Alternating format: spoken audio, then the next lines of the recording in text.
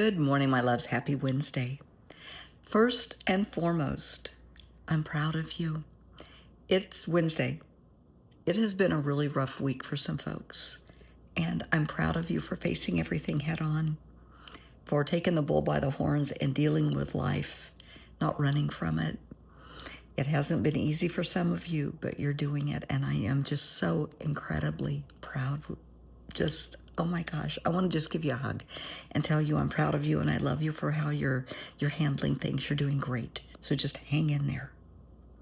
Yesterday afternoon, I had the best phone call. One of my favorite people on the planet gave me a call, surprised me.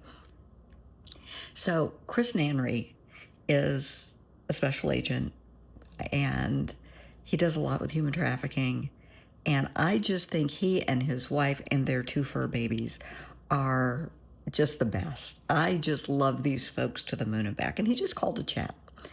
And we were talking about, Chris had asked me a while back to write another article for a magazine for Prevention Without Paranoia. It's a parenting magazine.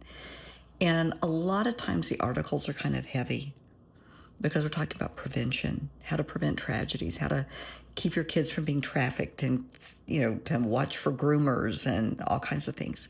This issue, the spring issue, is going to be, we're hoping for it to be a little bit lighter. And as we were talking, especially Chris's job, he does a lot with trafficking. And that's every parent's worst nightmare, is having your child trafficked, or if you don't have kids and you're relatively young, being trafficked yourself. It's horrible, and it's happening in every community every day. I promise you, you go to Walmart, for those in the US, that's like Tesco in the UK. You go to a mall, you're going to see someone, you may not encounter them, but you're going to see someone that is in all likelihood involved in trafficking. It's that common.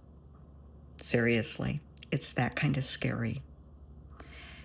And it's so easy for people such as Chris, for special agents, for law enforcement, state, federal, doesn't matter, for the caseworkers, for social workers, for anyone involved in heavy issues, to lose yourself in your job because it's so consuming, because there's always the next case. It's like police officers and firefighters. There's always the next fire. There's always the next murder. There's always the next crime. It's never going to stop. And it's so easy to lose yourself in that darkness. And you have to ground yourself in the positive. There has to be a balance of light and dark. You have to stay grounded in, your family, people you love. Let that be your safe space that you come home to, and you leave your worries outside the door. Just embrace your kids, your spouse, your significant other if you have one, your pets. It doesn't matter, sweetheart. Just embrace them and just receive the love they have for you. Let them be your safe space. I know for me, because I do a lot with human trafficking, and it's I don't know if there is a word, for what the victims are going through, for the families are going through, for what we're going through when we're trying to help, and you're hitting dead end after dead end. It's so frustrating, and they're out there, and you're trying your best to find them and to get them back safe, to get them to a safe space, to get them the medical care and the psychiatric care that they're going to need when they come home. It's hard. And that's my hobby. So I have my day job at the law firm dealing with horrific accidents, car accidents, motorcycle accidents, people being hit by cars, stuff you see on the news that are horrific accidents. Yeah, that's my day job.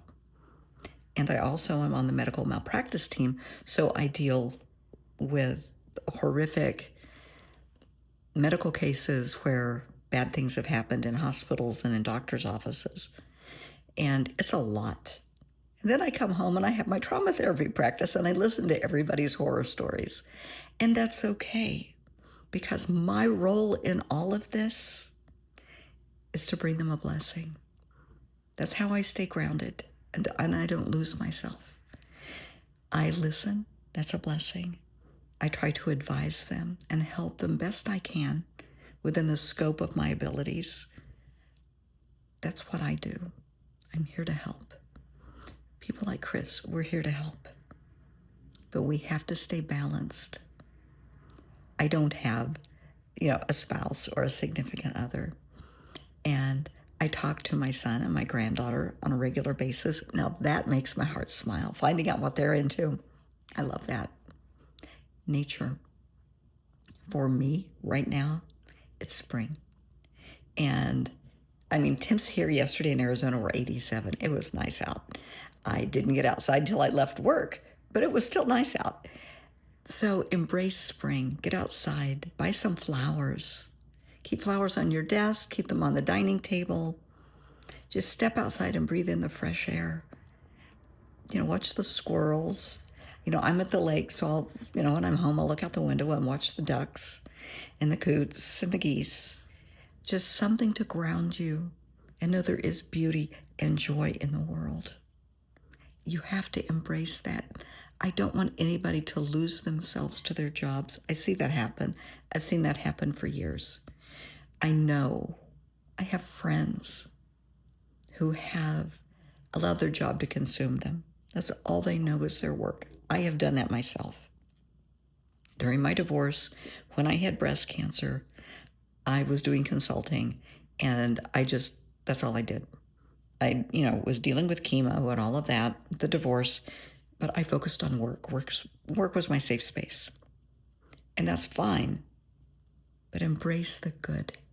Embrace the light, the love, the laughter, nature, music, books, art. Keep a balance. You need the balance. There is so much ugliness in the world right now.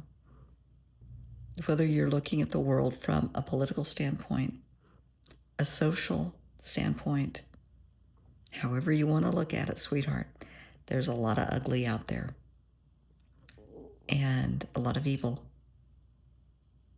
a lot of darkness. And as I have said so many times, the only thing that will combat darkness is light. The only thing that will combat evil is good. The only thing that can combat hate is love. So when you're having a crappy day,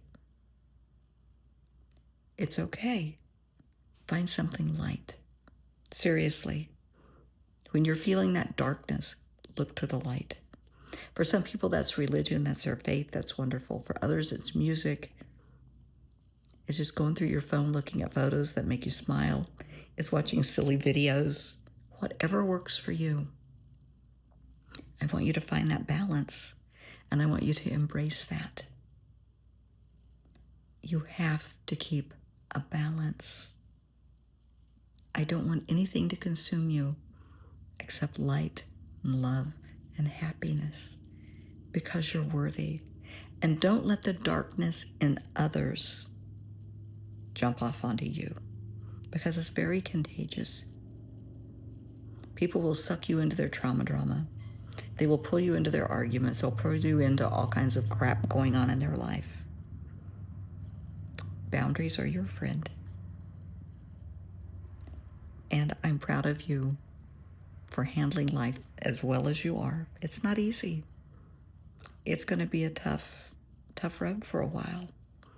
But embrace light and love and happiness, music, nature, your pets, your babies, your family, your friends. The only thing that can ever combat evil is good. The only thing that can combat darkness is light. Be that light in someone's life. I'm proud of you for trying. You've got this, and you're worthy.